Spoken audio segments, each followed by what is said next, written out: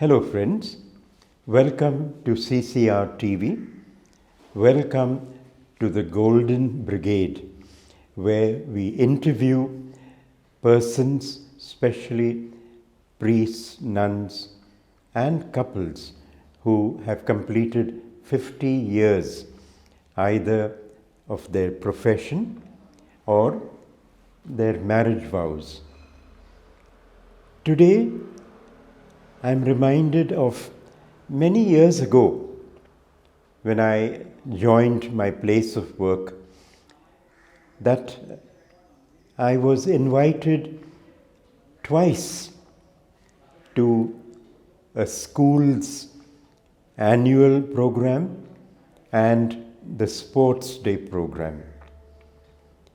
And the one who invited me was the principal of St. Mary's High School, Mapsa, who we have today in our presence, Sister Flavia. Sister Flavia, welcome to the Golden Brigade.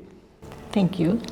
If I may ask, there are nuns in different congregations who have a change of name. You are Sister Flavia.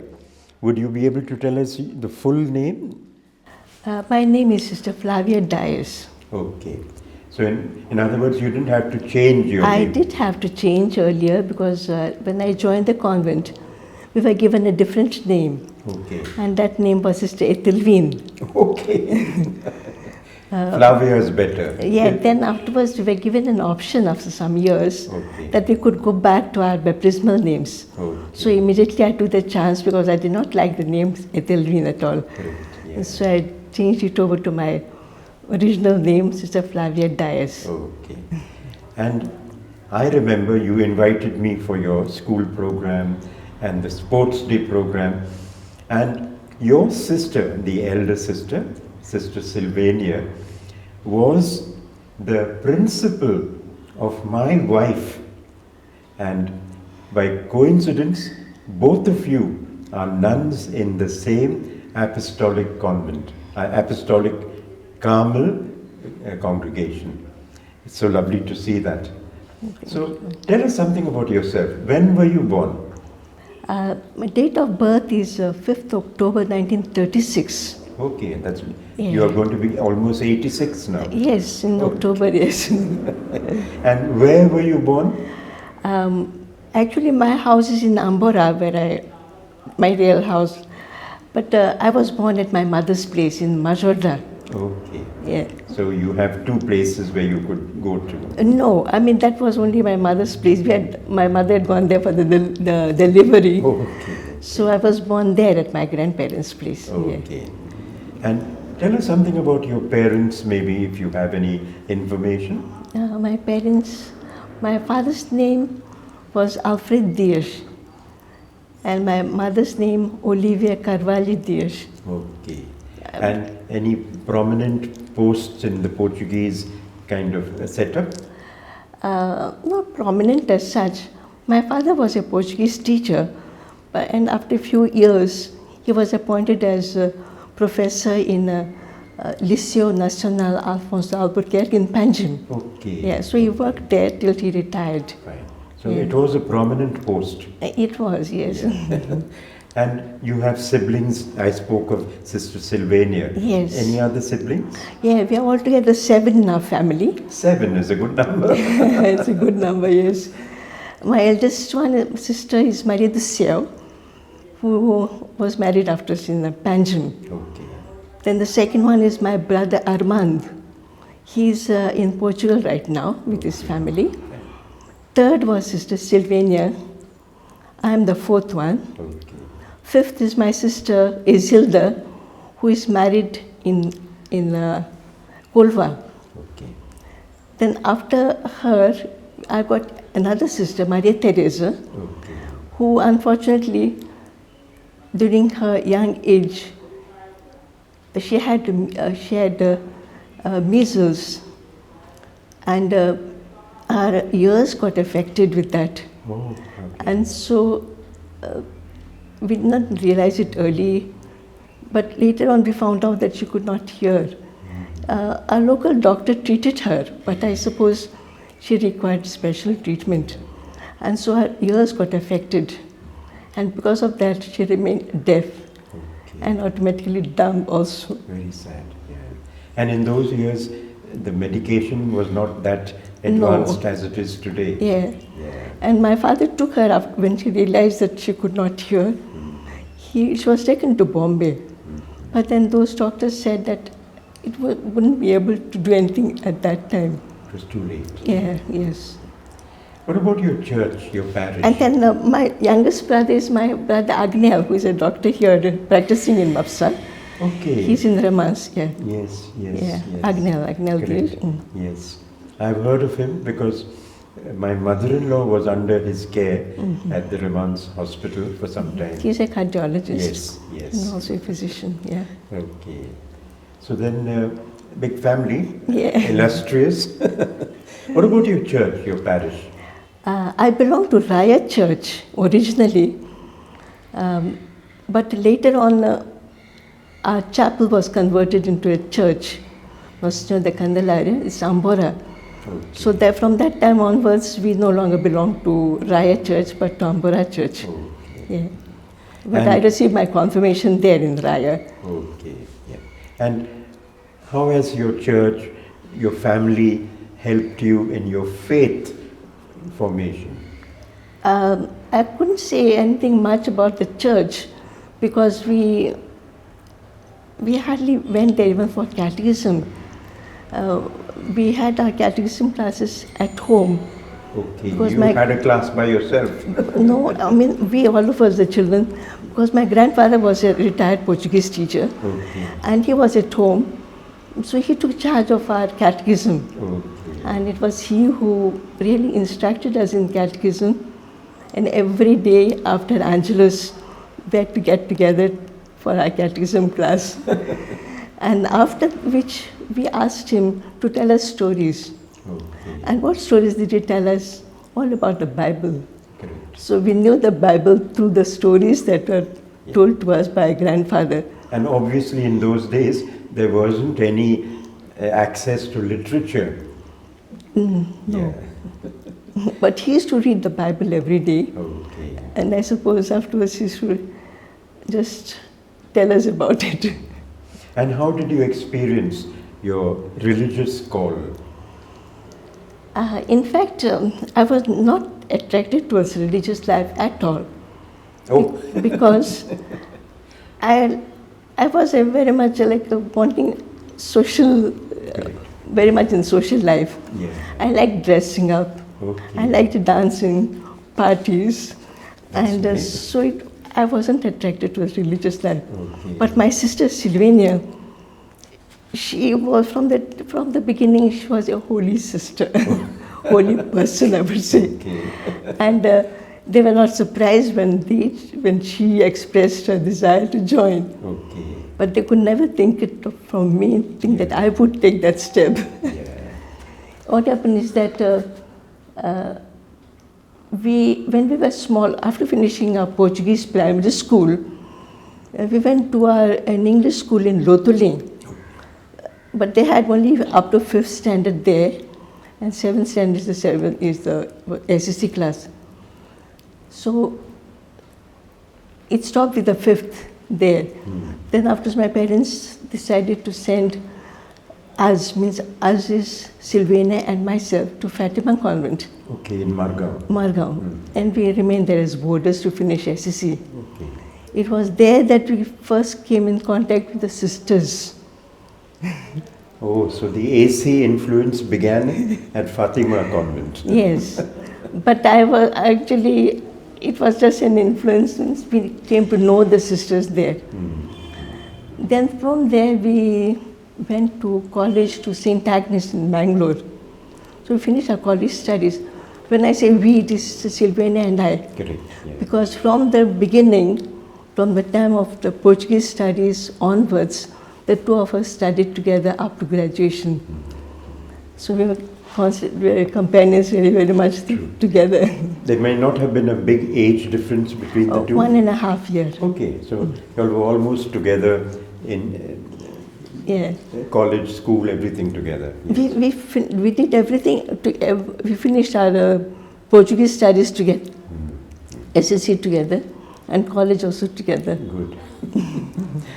Now, I understand that formation of nuns goes through different stages. What stages do you have in the AC congregation? No, this first of all about how did I join this congregation? Correct. You were telling me that. Sorry. When I was in the college, the same year when we went to college, one of our teachers, she was teacher Angela Rodriguez, who later on joined the convent. She had gone to join the convent the same year when we went to college. Okay. And there we went for the vestration ceremony.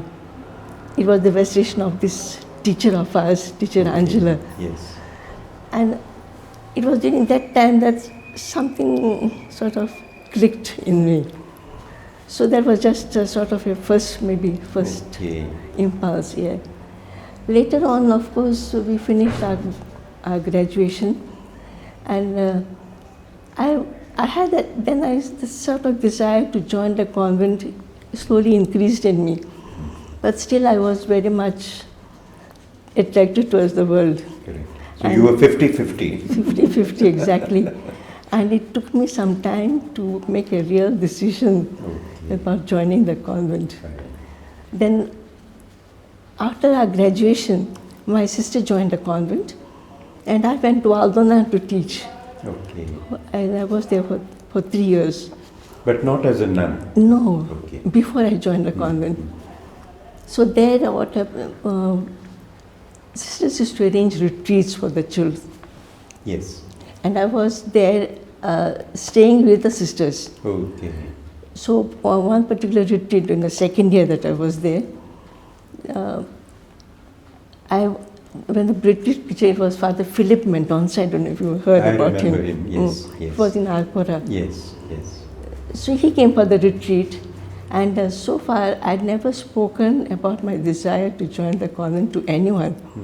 And so I was struggling alone without even consulting any priest. So I felt that was the occasion when I should just open up myself. So the Lord sent the right person at the right time. So quietly, I didn't want the sisters also to know that I was meeting Father. Okay. Quietly after his breakfast, I went to the table and I just told him, Father, this is my problem. I feel a pull on both sides. I said, but religious life is very difficult, I said. So I'm hesitating. So he just put a question to me. Is anything that is not difficult worth trying? So true, so true, yes. So that was the question that you put to me that settled all my doubts. Okay, just one question, which is actually a fact. Yeah. Because nothing in this world is easy, no? Yeah. Okay. And then I had to inform my parents, of course. They never expected that from me, but they had no objection. But by that time, Sister Sylvania had already joined. She had already joined. She joined soon after graduation. Okay. And soon after graduation, I went to teach in Aldona. Yes. So as I was asking, are there any stages in your formation as nuns? Like, do you begin as postulants, Yes, novices, yeah. and things? At the beginning, when we go as candidates, but we had hardly any candidates, just a few days. Okay. Then we had the postulancy. It was the postulancy was for about 10 months, because as postulants, we were 6 graduates who had joined that year from Goa, who had not finished our B.Ed. Okay. So as postulants, 6 of us were sent for B.Ed. Okay. So our postulancy was moved with those books and studying for B.Ed. But it gave you a chance to also deepen your desire to join. Yes. Yeah. But it was a very hard time that time. We were staying in Very Hill and had to go all the way to St. Anne's for our classes. That's in Mangalore. In Mangalore. Okay. So every day we had to commute from a place of postulancy to for our Brigade classes. Okay, Yeah. okay. And also we had the difficulty of no time to study at all. The moment we came back, we were with spiritual exercises with other novices, with other postulants. But you struggled through it all. But anyhow, we managed. Even we didn't even have proper books. One set of books was for 5 of us, and another sister who had taken science, she was with one set of books. Okay. So there was... we did not have books to study, and then didn't have time to study. Correct, yeah. But through it all, you still sailed through. There must have been challenges. This is one that you've spoken of. Not enough books, not enough time. Then as you progressed from the postulant, you became a novice, I Novice, presume. yes, it was a And then- novitiate of 2 years. Okay. So when do you normally take the first vows, if you call them that? Yes, the first vows after 2 years, that means after 2 years of novitiate. Okay. Yeah, that time we took the first vows, first profession. So Yeah. down the years, there must have been challenges. And was the pull to draw you away from the convent strong? No, surprisingly, the moment I made the decision, it was a decision for life. Well and settled, as they say. So then you became a nun, right? Yes. And where was your first posting? So my first posting, that is soon after novitiate, when I finished our first profession, my first posting was in Fatima Convent, Is it? same school where I studied. Correct, yeah. And thereafter, have you moved Yeah, I was around from Goa? Fatima Convent. I was there for 8 years. From there, my first transfer from Fatima was to Ahmedabad. So my shiftings were more from Gujarat and Goa. Gujarat means only Ahmedabad, Okay. where I worked there also as in charge of the school. And also as superior of the, during those days, I don't know what superiors used to give us both jobs at the same time, as being superior and principal at the same time. It must have been quite tough. So we had to face that, yeah. Yeah. And did you move, let's say, out of India? Out of India, no. I mean, I was always in India.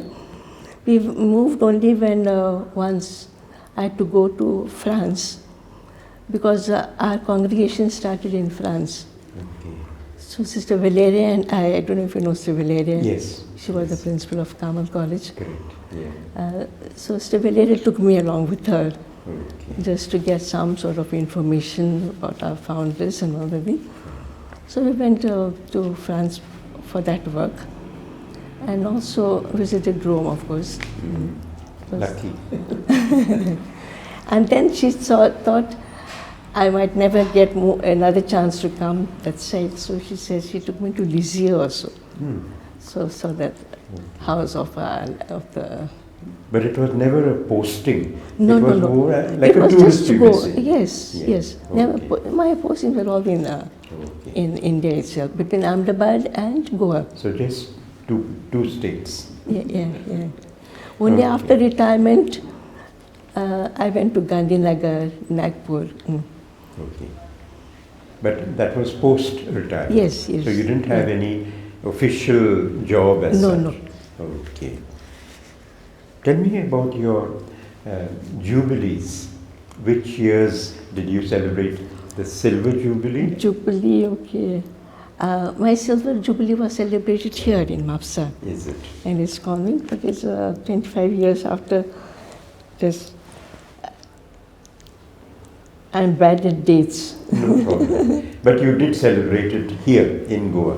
Yeah, it was here. It was. And Golden Jubilee? Golden Jubilee, I was in Nagpur when I celebrated the Golden Jubilee. So the family went there? No, we had a very quiet function. We didn't want to celebrate it as such, because we had a celebration of all the sisters in Bangalore. Okay. We had a retreat, and then the sisters there, and we all celebrated together. Other sisters have come back and celebrate in their own, but we did not do that. We were 3 of us in that community, so we decided to have a very quiet jubilee. So by choice. Yes, Yeah. yes. Okay. Now, with advancing age, you will be 86 soon. Have you faced any major illnesses? Yes, I had infection of the lungs for some time at that time. Yes, and then major illness, but then other minor was like BP and all that time. But that infection of lungs I had when I was, I think, doing my post-graduation. And that can be quite a difficult phase, no? Because breathlessness and And at the same time I was doing my MA studies. that time. Yes. But I think one thing is that my brother only treated me. Oh yes, your brother was a chest specialist himself. No, he's a heart specialist. Heart Yeah, specialist, yeah. okay. And because of that, were you able to go into semi-retirement?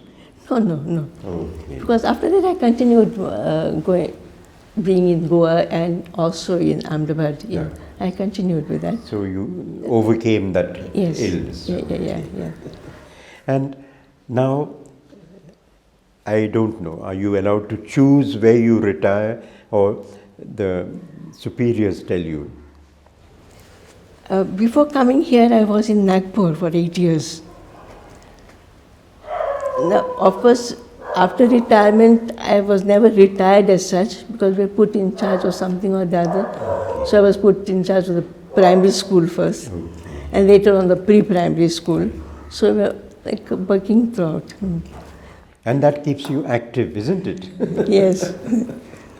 So after, we don't choose our places, but I've asked our provincial superior to give me a transfer from Nagpur. I said, now in my old age, I would like to be in Goa. And My people also are getting True. old. True. And Nagpur, the climate is extreme, isn't it? Yes. Okay. So, what is the Lord still teaching you in your sunset years?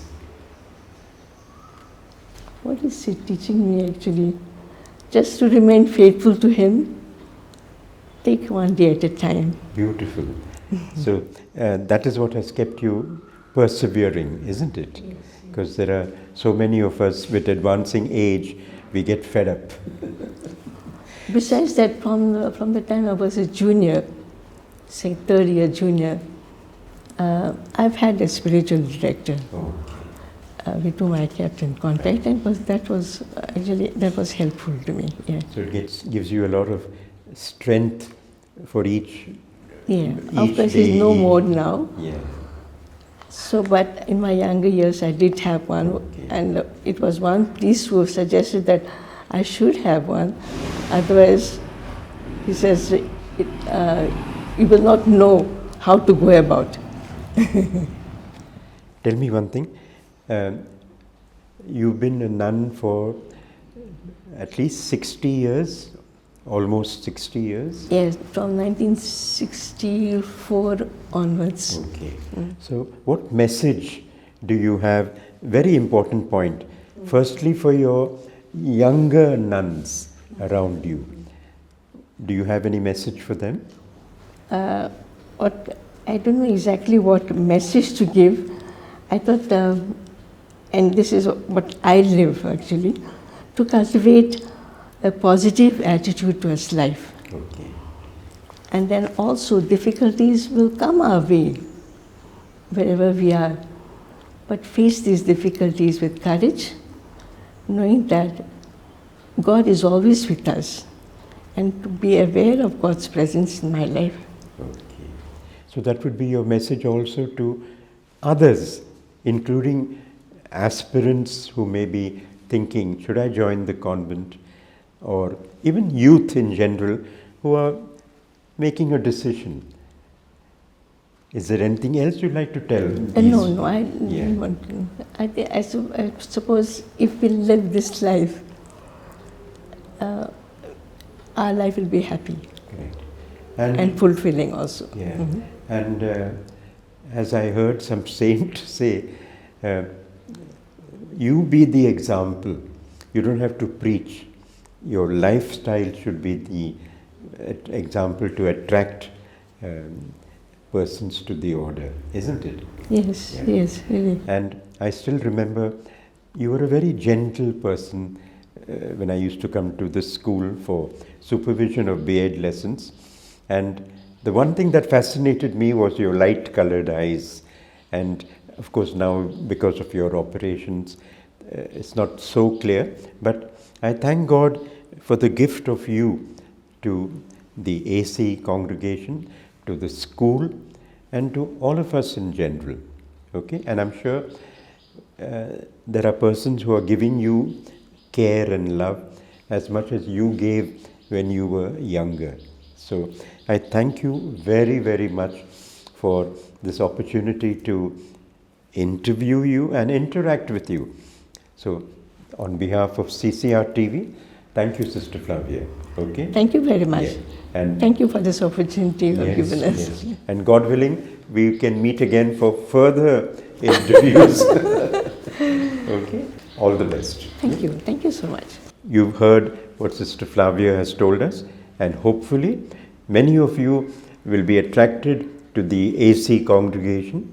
And if you need to ask her questions, come here to the convent, talk to her. You've seen how pleasant she is. Okay? God bless.